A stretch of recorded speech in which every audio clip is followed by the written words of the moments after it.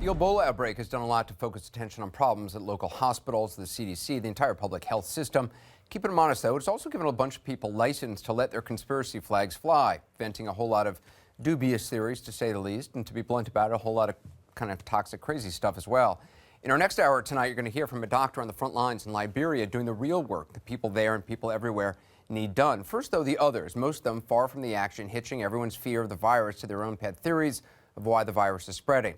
There's the anti-vaccine activist who says the vaccine makers are behind it.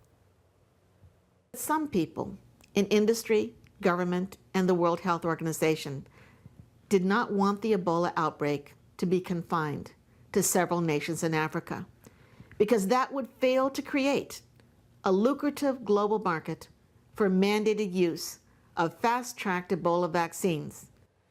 Now, there's also the Liberian newspaper saying Ebola is a U.S. bioweapon designed to depopulate the planet. The headline asking the question, Ebola AIDS manufactured by Western Pharmaceuticals, U.S. DOD, question mark.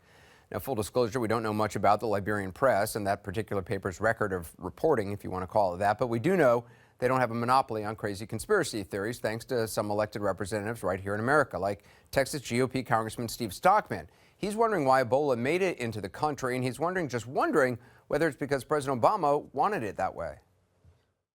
It just bizarre there's not enough action up front. I'm wondering if that's intentional in order to create a greater crisis, to use it as a blunt force to say, well, in order to solve this crisis, we're going to have to take controls of the economy and individuals and so forth.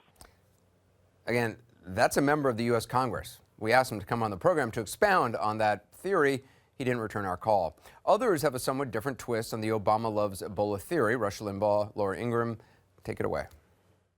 The reason why a bunch of people don't think we should be banning flights is because we kind of are responsible for this.